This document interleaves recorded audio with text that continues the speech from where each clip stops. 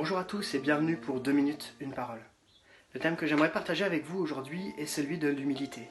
Peut-être vous avez vu l'entretien entre le pasteur Luc Dumont et le pasteur Samuel Peter Schmidt.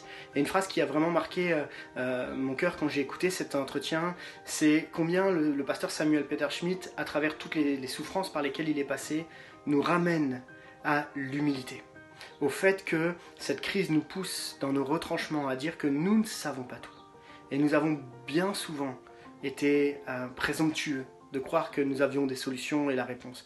Certains médecins même nous disaient, je l'entendais dans un journal, disaient mais c'est assez interpellant de voir qu'on n'a pas forcément les solutions et qu'on découvre au jour le jour les avancées.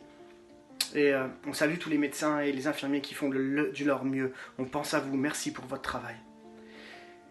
Alors que je lisais ma Bible, je suis retombé sur un texte qui m'a souvent parlé et qui se trouve dans Luc 19, 31 à 35. Et ce texte nous parle d'un âne. De l'ânon que Jésus a utilisé pour entrer dans Jérusalem. Cet ânon, si faible, si petit, qui n'a jamais été monté avant, eh bien, va être utilisé par Jésus dans Jérusalem. Et la question que je me suis posée, c'est est-ce que moi je suis prêt à être un âne? Vous allez vous dire, pardon, moi, un âne? Et en réalité, simplement, la question que je me pose, c'est est-ce que je suis prêt à m'abaisser et à dire simplement, Seigneur, je veux que toi, tu sois en priorité. Je veux que tu aies la première place. Moi, mon seul but, c'est que toi, tu sois mis en avant. L'important, c'est de reconnaître que Jésus est au-dessus de tout. Notre seul but, c'est d'être de ceux qui apportent la bonne nouvelle de Jésus aux autres sans se mettre en avant. Beaucoup et énormément de personnes attendent des réponses et ils ont besoin de voir Jésus et pas un âne. Alors, j'aimerais vraiment vous interpeller. Si Jésus a eu besoin d'un âne pour pouvoir rentrer dans Jérusalem, il a besoin de nous pour pouvoir partager le message de la bonne nouvelle.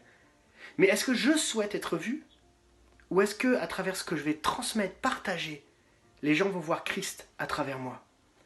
La question que je veux te poser sur un petit peu un ton d'humour, mais c'est celle-ci. Est-ce que tu es prêt à être l'âne pour Jésus?